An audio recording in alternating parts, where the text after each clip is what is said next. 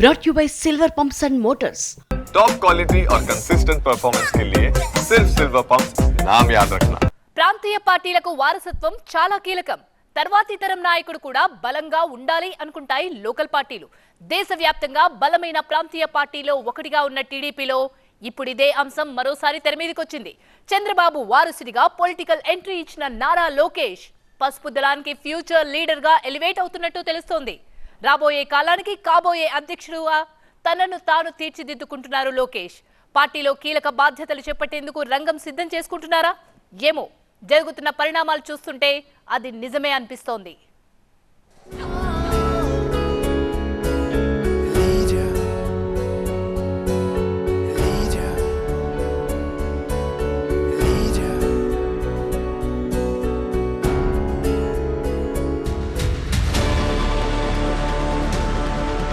యువనేత చుట్టూ ఏపీ రాజకీయం. ఢిల్లీ టు ఢిల్లీ అన్ని ఆయనే. కీలక ప్రకటనల నుంచి కీలక పర్యటనల దాకా వారసత్వంపై పార్టీలోనూ క్లారిటీ వచ్చేసిందా? కోటికి పైగా సభ్యత్వాలతో దేశంలోనే బలమైన కేడర్ కలిగిన తెలుగుదేశం పార్టీలో మూడవ తరం నాయకత్వానికి పార్టీ సిద్ధమవుతోంది. ఇప్పటికే పార్టీలో యువనేతగా యువరాజుగా ఉన్న లోకేష్ని రారాజును చేయడానికి రంగం సిద్ధమవుతోంది. ఇప్పటివరకు 4 దశాబ్దాల తెలుగుదేశం పార్టీ కెరీర్లో అత్యంత బలంగా ఉండడం, పోటీ చేసిన 144 స్థానాల్లో 135 స్థానాలను దక్కించుకోవడంతో పాటు బలహీనమైన ప్రతిపక్షం కూడా ఉన్న అనుకూలతల నేపథ్యంలో లోకేష్ని పట్టాభిషేక్తం చేసేందుకు తెలుగుదేశం పార్టీ సిద్ధమవుతోంది. ఒకవైపు జనసేన నుంచి వచ్చే ఛాలెంజెస్ కావచ్చు, మరొకవైపు లోకేష్కున్న అనుకూలతలు కావచ్చు, ఇదే సరైన సమయం అని పార్టీ భావిస్తోంది. దీనికి తోడు ప్రణాళికాబద్ధంగా వ్యూహాత్మకంగా లోకేష్ వేస్తున్న అడుగులు కూడా అందరిలో ఆసక్తిని కలిగిస్తున్నాయి. తెలుగుదేశం పార్టీలో వారసత్వంపై మరోసారి చర్చ మొదలైంది. అందుకు తగ్గట్టే యువ మంత్రి నారా లోకేష్ ప్రమోషన్ యాక్టివిటీ ప్రారంభమైనట్టు తెలుస్తోంది. గల్లీ నుంచి ఢిల్లీ దాకా, రాష్ట్రం నుంచి అంతర్జాతీయం వరకు అన్ని వ్యవహారాలు ఆయన కనుసన్నల్లోనే నడుస్తున్న తీరు జరుగుతున్న ప్రచారానికి బలం చేకూరుస్తోంది. కీలకమైన ప్రకటనలు చేయడం మొదలు కీలకమైన పర్యటనలు సైతం ఆయన నేతృత్వంలోనే జరుగుతుండడం పార్టీలో జరుగుతున్న పరిణామాలకు అద్దం పడుతోంది. పార్టీతో పాటు ప్రభుత్వమంతా యువనేత చుట్టూనే తిరుగుతున్నట్టుగా ఉంది వ్యవహారం. ఇదంతా చూస్తుంటే త్వరలోనే లోకేష్ కు కీలక పగ్గాలు అప్పగించే దిశగా ప్రయత్నాలు జరుగుతున్నాయన్న చర్చ ఊపందుకుంది.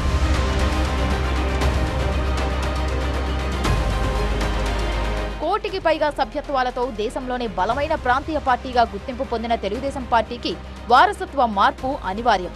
75 ఏళ్లు పైబడినా ఇప్పటికీ యువతరంతో పోటీ పడేలా చంద్రబాబు కష్టపడుతున్న తీరు చూస్తే మరో 10-15 ఏళ్లు ఆయన క్రియాశీల రాజకీయాల్లో రాణించగలరు. కానీ వయోభారం దృష్ట్యా వారసత్వాన్ని ఖరారు చేయాల్సిన సమయం ఆసన్నమైందని టీడీపీ భావిస్తోంది. అందుకు తగ్గట్టుగానే యువనేత లోకేష్ కు సంబంధించిన ప్రమోషన్ కార్యక్రమాలు జరుగుతున్నట్టు కనబడుతోంది. కింద నుంచి పై స్థాయి వరకు పార్టీ అయినా ప్రభుత్వం అయినా అంతా ఆయన చుట్టే తిరుగుతున్నాయి. అఫీషియల్ గా మీటింగ్ అయినా అనఫీషియల్ గా మీటింగ్ అయినా ఆయనకు దక్కుతున్న ప్రయారిటీ కూడా ఇదే విషయాన్ని స్పష్టం చేస్తోంది.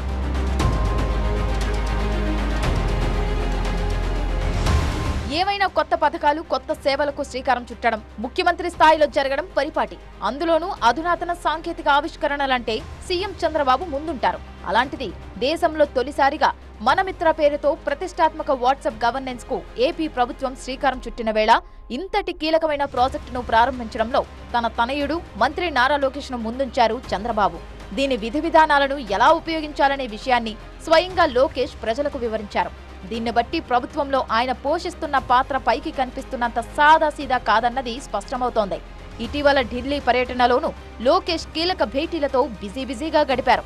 కేంద్ర మంత్రులు రాజ్నాథ్ సింగ్, హెచ్డి కుమారస్వామి తదితరులను కలిసి రాష్ట్ర అభివృద్ధికి సంబంధించిన అంశాలపై కీలక చర్చలు జరిపారు.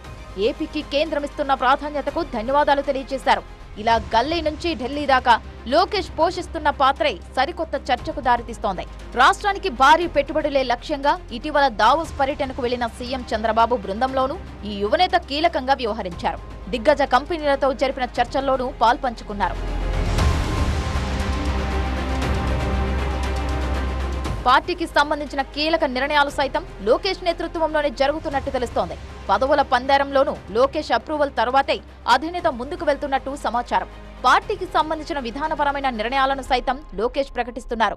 ఈ పరిణామాలు పరిశీలిస్తే ఆయనకు పార్టీలో మరింత పెద్ద రోల్ దక్కబోతున్నట్టు కనిపిస్తోంది. ఇప్పటికే టీడీపీ జాతీయ ప్రధాన కార్యదర్శిగా బాధ్యతలు నిర్వర్తిస్తున్న లోకేష్ కు అతి త్వరలో పార్టీ వర్కింగ్ ప్రెసిడెంట్ బాధ్యతలు కూడా కట్టబెడతారు అనే ప్రచారం జరుగుతోంది. పార్టీకి సంబంధించిన అన్ని విషయాల్లోనూ కీలకంగా వ్యవహరిస్తూ చంద్రబాబుకు పనిభారం తగ్గిస్తున్న లోకేష్ కు ఇది సరైన పదవేనన్న అభిప్రాయము పార్టీ వర్గాల్లో వ్యక్తమవుతోంది. చంద్రబాబు సైతం తనయుడికి పార్టీలో మరిన్ని కీలక బాధ్యతలు అప్పగించే ప్రయత్నాలు చేస్తున్నట్టు తెలుస్తోంది. అందుకే ఈ ఎలివేషన్స్, ప్రమోషన్స్ మొదలయ్యాయని ముచ్చట బలంగా వినిపిస్తోంది.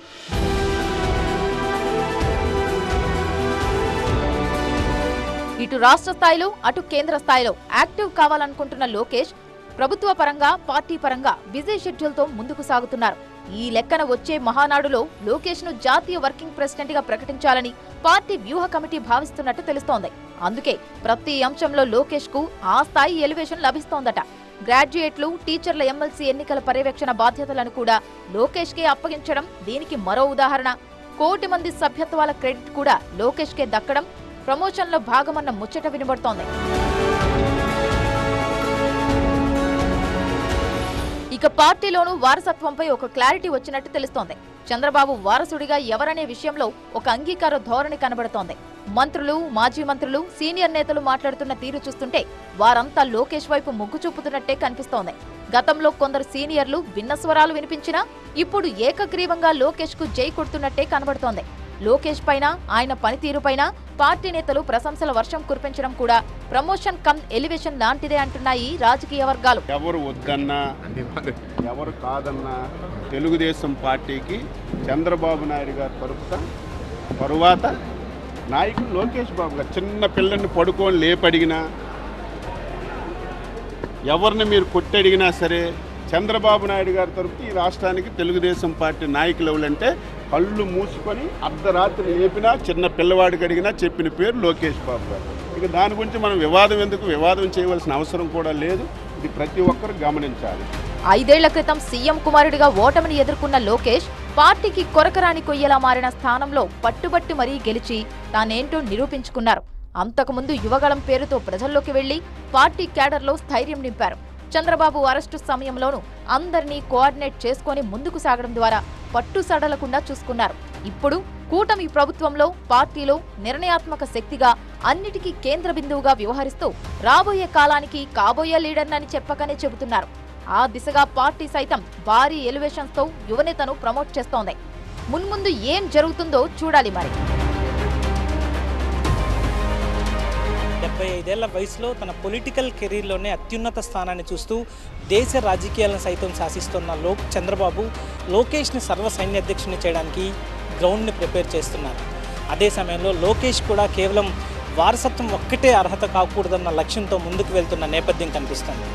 తాను మొదట పోటీ చేసి ఓడిపోయిన మంగళగిరి బరిలోనే గెలిచి మళ్ళీ మంత్రిగా తనకంటూ ప్రత్యేక ముద్ర వేసుకున్న లోకేష్ సర్వ సైన్యాధ్యక్ష బాధ్యతలు చేపట్టి తెలుగు తమ్ముళ్ల హర్షాతిరేకాల మధ్య ముందుకు వెళ్ళడానికి రంగం సిద్ధం చేసుకుంటున్న పరిస్థితి కనిపిస్తుంది.